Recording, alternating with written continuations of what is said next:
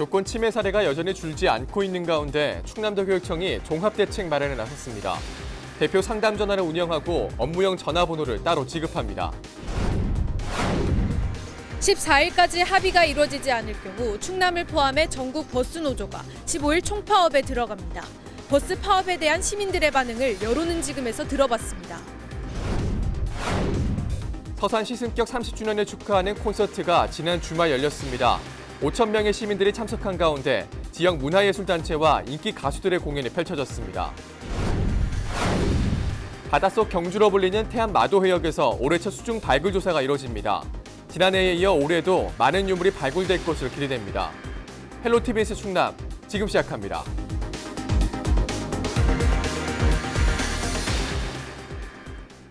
여러분 안녕하십니까? 헬로티비 뉴스 충남입니다. 스승의 날을 앞두고 있지만 교권 침해는 여전히 크게 줄지 않고 있습니다. 상황이 이렇자 충남도 교육청이 교권 침해 종합대책 마련에 나섰는데요. 전국에서 처음으로 대표 상담 전화를 운영하고 교사를 위한 업무용 전화번호도 따로 지급할 계획입니다. 한범호 기자입니다. 지난 2017년 예산의 한 학교에선 학생이 담임교사에게 욕설을 하고 그 학부모는 술에 취해 협박성 전화를 하는 일이 발생했습니다. 하지만 학교 교권보호위원회는 학부모에게 반성과 개선의 기회를 주는 것으로 사건을 마무리했습니다.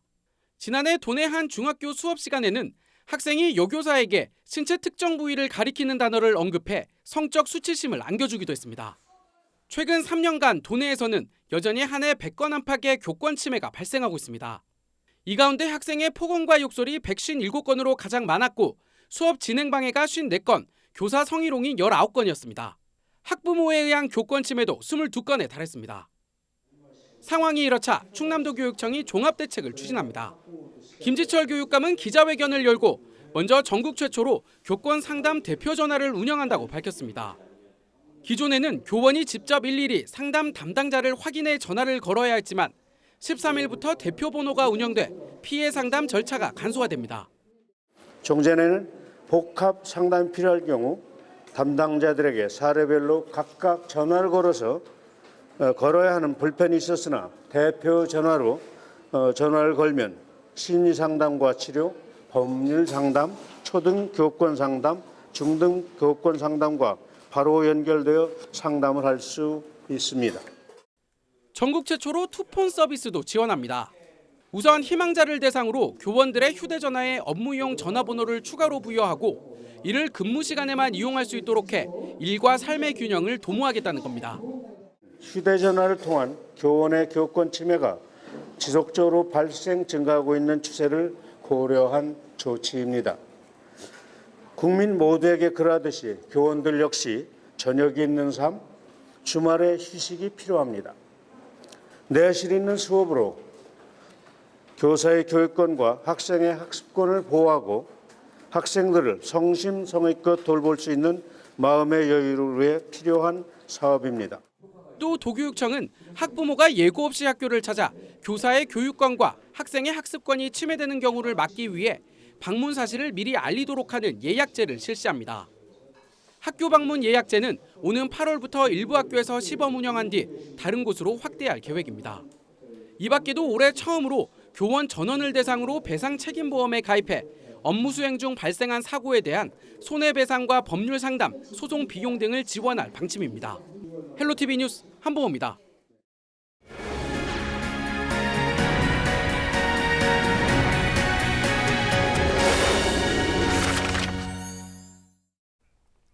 충남을 포함해 전국 버스 노조가 15일 총파업에 들어가기로 했습니다. 14일까지 노사 간 합의가 이루어지지 않으면 우려했던 교통 대란이 현실화되는데요. 이번 버스 파업에 대해서 시민들은 어떤 생각을 가지고 있을까요? 여론은 지금에서 시민들의 목소리를 들어봤습니다. 김단비 기자입니다. 이번 버스 파업과 관련해 시민들의 가장 큰 걱정은 교통 불편입니다. 예고된 대로 15일 버스가 운행되지 않는다면 시민들은 일상생활에 불편을 겪을 수밖에 없다고 말합니다. 또 할 수 없이 다른 교통수단을 이용해야 하지만 택시를 타기엔 비용이 부담스럽습니다. 일주일에 몇 번씩 한 4번은 타는데 불편하죠. 자기 한진에서 여기까지 오려면 걸어는 못 오잖아요. 그죠? 그러면 이제 버스 말고 다른 대체 수단을 이용을 해야 되는 거잖아요. 그렇죠. 택시 비용이 너무 많죠. 한쪽에선 이번 파업에 일리가 있다는 반응도 나옵니다. 주 52시간 근로제가 시행되면 버스 기사들의 임금이 줄어드는 만큼 이번 문제는 생계가 달린 문제이기 때문에 파업의 이유가 있다는 의견입니다. 지금 은연중에 이걸 보고 느낀 거는 저는 그게 당연하다고 생각해요. 왜냐하면 모든 것이 인상되면 이런 것도 인상이 돼야 되지 않나 생각하고 저 역시도 집에서 놀 때보다는 사회생활을 할 때가 저거 5일 근무하라느니 뭐 월차 연타도 쓰라느니 그러면 거기에 관한 그 인상도 해줘야지만 생활에 살면서 그 윤택함을 누릴 거라고 생각하니까. 이유가 있겠죠. 아무도 뭐 유급이지만 최저임금 관련돼가지고 하는 거니까. 당연히 좀 최저임금 보장해주니까 이유가 있겠죠. 파업까지 남은 이틀 동안 노사 간 원만한 합의가 이루어지길 바라는 시민도 있습니다. 양측 모두 조금씩만 양보하면 파업으로 인한 시민들의 불편도 없을 거라는 입장입니다. 파업이고 뭐고 거기다 파업할 만한 게 파업했을 끼고 그렇더나 말았더나 해도 뭐 어쨌든 말든 좋은 게 좋은 거라고 좋게 부담 가지 말고 서로가 항상 좋게 웃어가면서 뭐 하면 되는 거지. 한 발 뒤쳐져가면서 앞을 한참 바라볼 거 아닙니까. 바라보면서 살아가는 건 인생이지. 한 주민은 이번 문제를 해결하기 위해선 정부의 지원도 필요하다고 이야기합니다. 버스가 대중교통인 만큼 버스업체의 손실분을 정부나 지자체가 지원해주는 등 이번 사태가 반복되지 않기 위해선 근본적인 대책이 마련돼야 한다는 겁니다. 그래야지 이런 사태가 안 나오는 거지. 그래서 문제점 있으면 나라가 먼저 알고선 미리 좀 해줘야 되는 거지. 이게 서민들이 어렵게 또 되잖아. 임금 인상 등의 문제로 15일 전국 노선버스 총파업이 예고된 가운데 충남에선 버스 파업을 놓고 다양한 의견이 나오고 있습니다. 헬로티비 뉴스 김담입니다. 충남 지역 시내버스와 농어촌버스 요금이 7월부터 인상될 것으로 보입니다. 충남도는 이달 초 충남 버스운송 사업조합의 요구에 따라 도내 버스 요금 인상 검증 용역을 진행 중이라고 밝혔습니다. 2달 동안 용역을 수행한 뒤 오는 7월 도소비자 정책위원회의 심의를 거쳐 요금 인상률을 결정 고시할 방침입니다. 현재 농어촌 버스 요금은 1,300원, 시내버스 요금은 1,400원으로 이를 1,500원에서 1,600원으로 인상하는 방안을 검토 중입니다. 또 연말까지 적자 노선은 정리하고 수요가 많은 버스를 확대하는 등 개편안을 마련해 시행합니다. 이를 바탕으로 내년 5월까지 충남 지역 버스 준공영제 도입을 위한 가이드라인을 제시한다는 방침입니다. 올해는 서산이 읍에서 시로된 지 30년이 되는 뜻깊은 해입니다. 그동안 지역에서 많은 변화와 발전이 있었는데요. 이를 축하하고 기념하기 위해 지난 주말 시민과 함께하는 야외 음악회가 진행됐습니다. 정선영 기자입니다. 서산 시승격 30주년을 맞아 시민과 함께하는 콘서트가 열렸습니다. 먼저 시립합창단과 뜬수예술단 등 지역 예술단체들이 그동안 갈고 닦은 실력을 뽐내며 축제의 장을 열었습니다. 본 공연에선 홍진영과 버즈, 밴 등 인기 가수들의 흥겨운 무대가 이어졌습니다. 특히 지역에서 대중문화 공연을 접할 기회가 적었던 청소년들에겐 잊지 못할 추억이 됐습니다. 이런 공연을 하다 보니까 이제 다 서산 사람들이 많이 오는 것 같고 서산이 이제 시가 된 지 30년이 됐는데 서산 시민으로서 저는 뿌듯하고 축하하는 이제 기념으로 왔습니다. 오늘의 서산을 만든 주역인 시민들은 지난 날을 돌아보는 한편 앞으로의 지역 발전을 기원했습니다. 서산에 온 지는 한 20년이 좀 넘었는데요.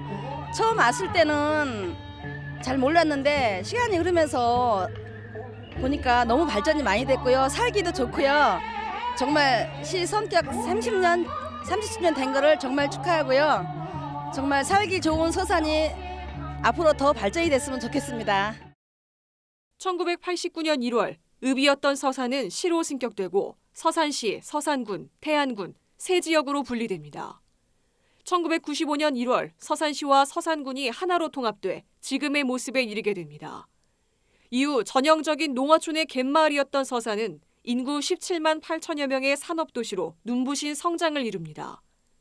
천수만 간척사업과 대산 임해공업 지역 등 서해안 개발 열풍을 타고 급속도로 발전했습니다. 석유화학 산업과 자동차 산업의 중심지로 부상한 데 이어 최근엔 대산항을 통해 중국과 교류를 추진하는 등 환황해권의 중심지로 떠오르고 있습니다. 서산시는 올해 시승격 30주년을 맞아 시민들의 자긍심을 고취시키고 지역을 알릴 수 있도록 다양한 문화 행사를 마련한다는 계획입니다. 음악회, 다양한 문화 행사를 통해서 시민 여러분들도 하루 정도는 마음껏 힐링하시고 즐기시면서 재충전하는 소중한 기회가 됐으면 좋겠습니다. 아마 30년 후에 우리 서산시의 모습은 더 행복한 시민의 서산이 될 거라고 확신합니다. 서산시가 주최하고 CJ 헬로 충남방송이 주관한 이번 콘서트는 경찰서 주산 5천여 명이 관람한 것으로 집계됐습니다. 헬로 TV 뉴스 정선영입니다.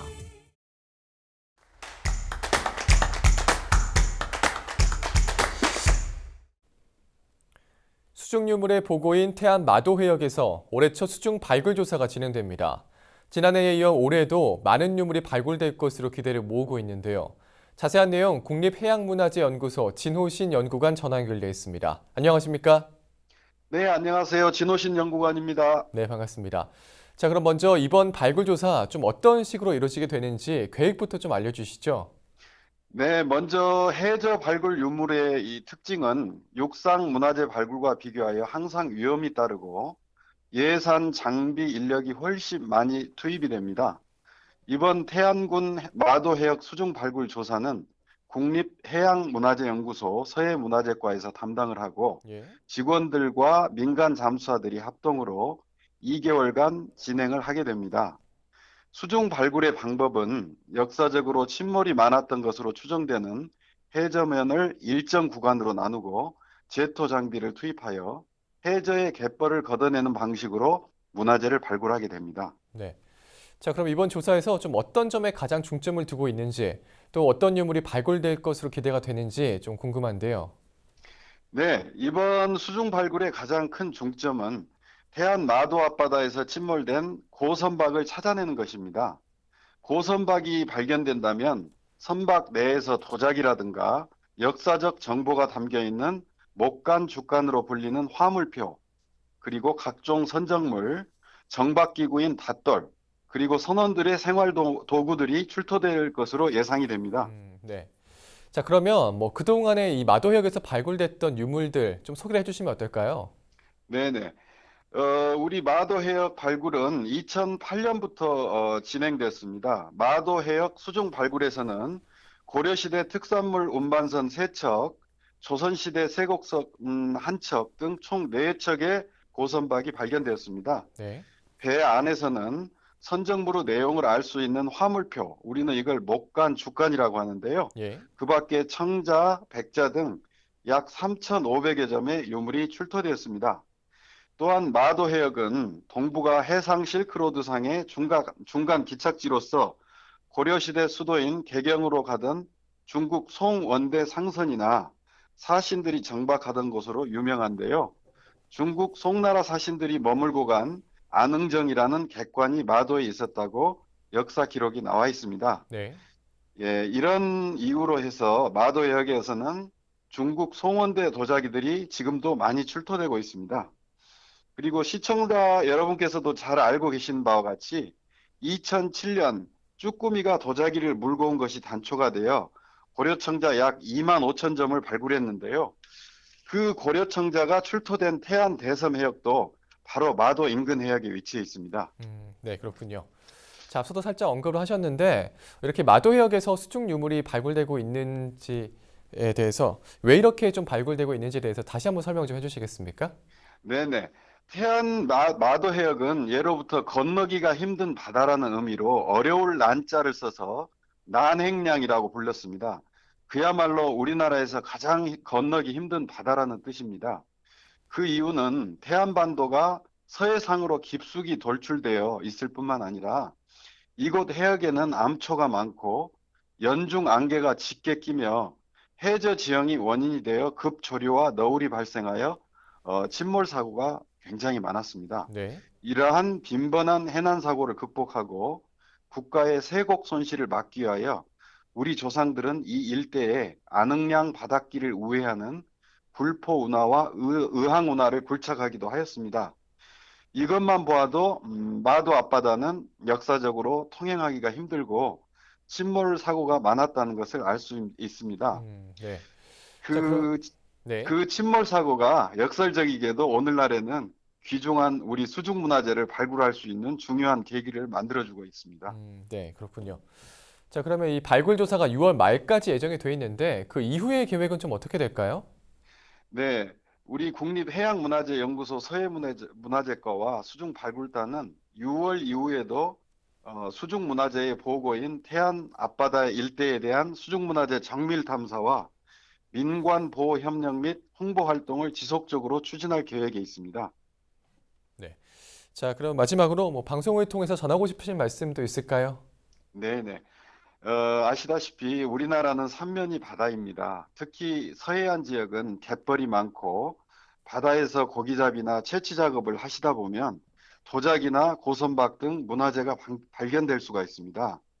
문화재를 발견하신 경우에는 가까운 군청이나 시청에 신고를 하시거나 문화재청에 직접 제보를 해주시길 바랍니다. 우리의 소중한 수중문화재가 새로운 빛을 보고 또 온 국민이 향유하기 위해서는 민관이 하나가 되어 노력했을 때 보다 더 큰 성과를 거둘 수 있다고 생각합니다. 예. 이 바닷속 경지로 불리는 태안 앞바다에서 이루어지고 있는 의미 있는 작업, 저희도 꾸준히 지켜보겠습니다. 오늘 말씀 잘 들었습니다. 고맙습니다. 네네, 고맙습니다. 네, 지금까지 국립해양문화재연구소 진호신 연구관과 이야기 나눠봤습니다.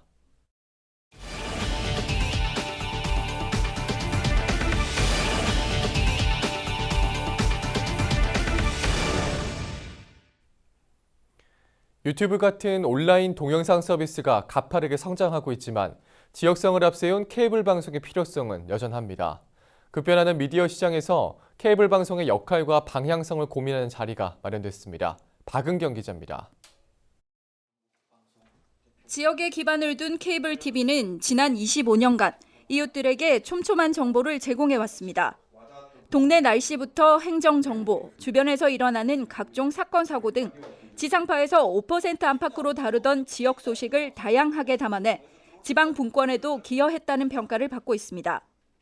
지역 밀착형 방송을 원래 구현하기 위해서 출범한 방송이기도 하고 지금 아무리 방송이 전부 전국 체제로 변형되고 다양한 종류의 창구들이 있다고는 하지만 케이블 방송만이 할 수 있는 지역성 구현. 특히 자체 편성과 전송이 가능한 시스템은 지역 단위의 긴급한 재난 상황 대응에 최적화되어 있습니다. 실제 지난달 강원 산불 발생 당시 케이블 TV가 가장 먼저 재난 방송 체제로 전환해 실시간 소식을 전했습니다. 재난이 지역에서 발생하는 사례가 많고 이 부분을 자세히 전달할 수 있는 것은 지역의 방송, 특히 우리 케이블 지역 채널밖에 없다고 생각이 됩니다. 중앙에서 한두 꼭지 뉴스로 다루는 게 아니라 저희가 24시간 연속으로 재난 방송을 할 수 있기 때문에. 하지만 유료 방송 시장에서 케이블 TV의 상황은 여의치 않습니다. 지난해에는 IPTV의 가입자 수를 추월당했고 지역 광고 등 방송 사업 매출도 감소세입니다. 게다가 해설과 논평을 금하는 등 정부의 차별적인 지원과 규제도 여전합니다. 정부에서는 산업 경쟁의 논리로 자꾸 운용을 하다 보니까 특히 케이블 TV의 지역성을 활성화시키기 위해서 정부에서 케이블 TV의 지역 매체에 종사하고 있는 인력들을 위해서 프로그램 제작비 지원을 한다든가. 전문가들은 급변하는 미디어 생태계에서 케이블 TV가 제 역할을 하기 위해서는 보다 지역적인 콘텐츠로 본방 편성 비율을 높이는 등 스스로 경쟁력을 키우는 동시에 방송법 개정을 포함한 현실에 맞는 정부 지원이 필요하다고 강조했습니다. 헬로티비 뉴스 박은경입니다.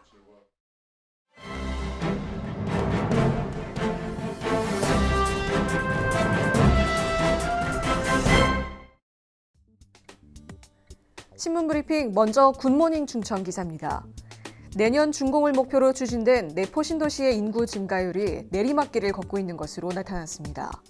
당초 인구 10만 명이 거주할 수 있는 자족형 신도시로 계획됐지만 현재 전입 인구는 2만 5천여 명에 그치고 있고 본래 기능인 광역도시권 형성도 이뤄지지 않으면서 인근 지역에서는 지속되는 공동화 현상을 우려하는 목소리도 커지고 있습니다. 해법으론 각종 기관과 기업, 대학, 종합병원 등 인프라 조성이 거론되고 있지만 신도시 건설만으론 서부 지역 발전을 견인해 나가는 데 한계를 갖고 있기 때문에 실질적으로는 혁신도시 지정이 이루어져야 한다는 게 중론입니다.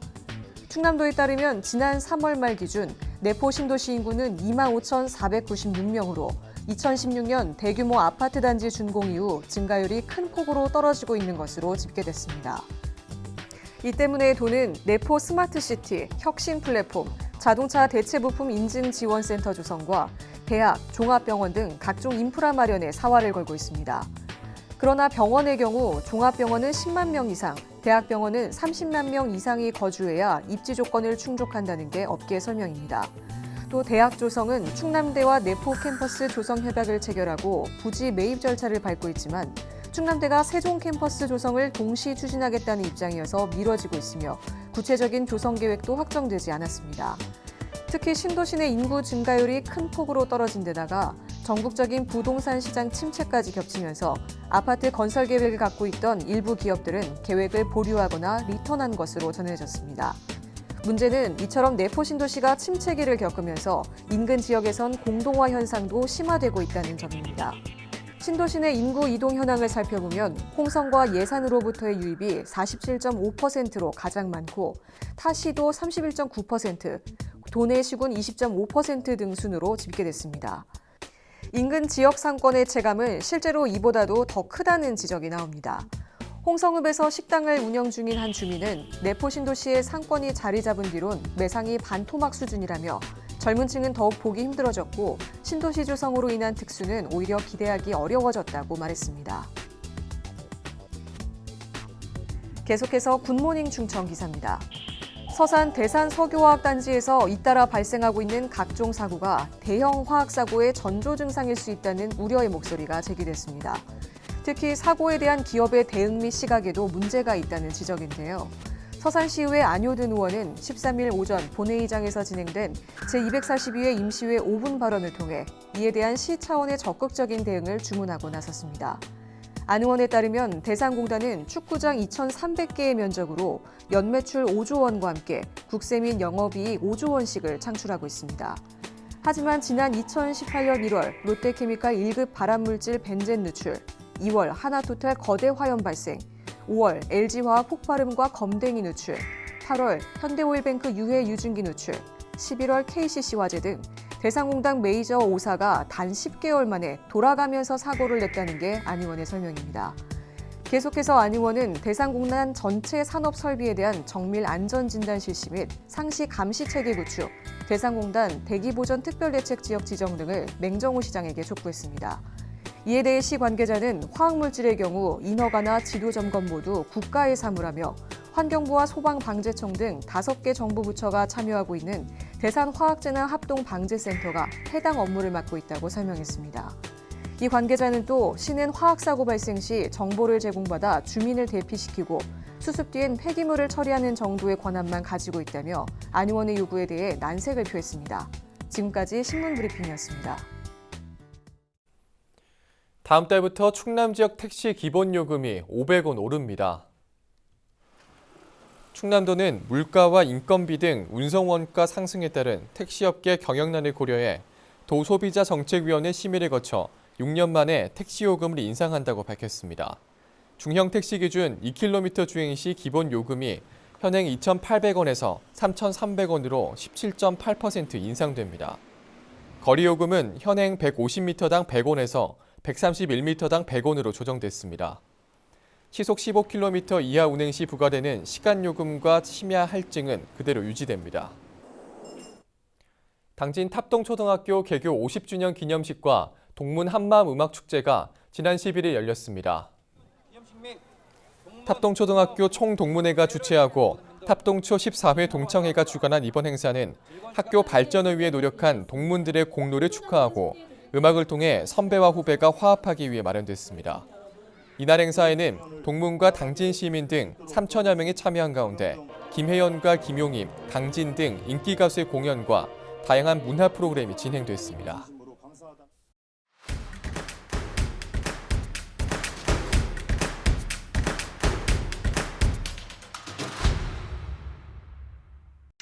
서산시 체육회가 제71회 충청남도민 체육대회 출정식을 갖고 결의를 다졌습니다. 오는 16일부터 나흘간 서천에서 열리는 이번 대회에서 서산시는 19개 전 종목에 760여 명의 선수단이 참가합니다. 시는 지난해 종합 3위에 이어 올해 사상 첫 종합 우승을 하겠다는 각오입니다. 오는 16일 당진 삼선산수목원에서 당진시 치매안심센터가 주관하는 치매 극복 한마음 걷기 행사가 열립니다. 당일 오후 2시 30분부터 사물놀이 공연 식전 행사와 개회식, 치매 예방 체조에 이어 2.5km 구간의 걷기 체험이 진행됩니다. 부대 행사로는 치매 예방과 부스와 심뇌혈관 질환 관리 등 다양한 건강 체험관이 운영될 예정입니다. 태안군이 남면 당암리에 있는 농수산물 장터에서 로컬푸드 직매장을 운영합니다. 로컬푸드 직매장은 2층 건물로 직판장과 신선실, 정육 가공장, 저온 창고 등을 갖추고 있습니다.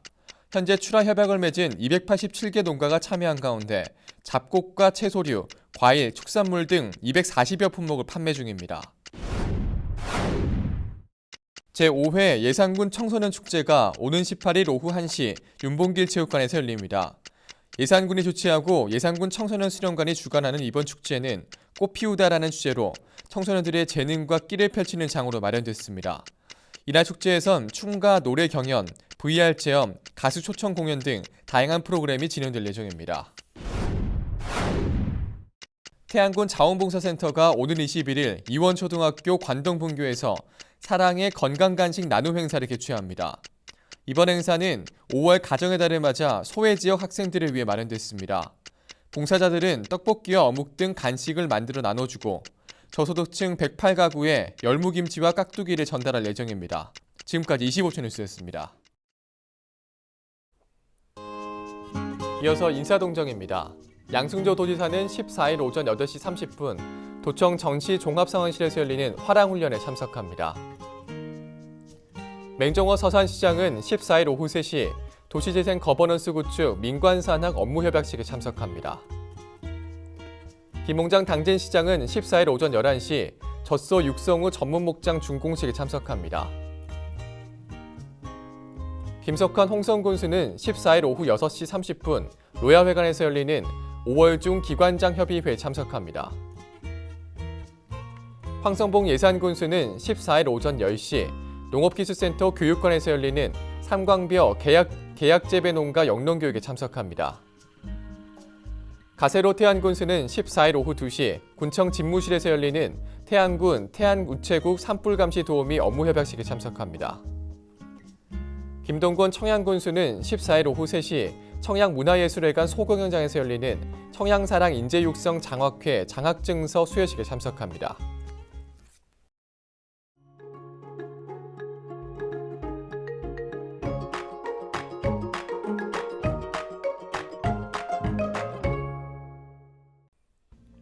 날씨와 생활입니다. 화요일 충남 지역 대체로 맑을 것으로 예상됩니다. 미세먼지도 보통 수준으로 바깥 활동하기 좋겠는데요. 다만 아침과 낮에 일교차가 큽니다. 감기 걸리시지 않도록 유의하시기 바랍니다.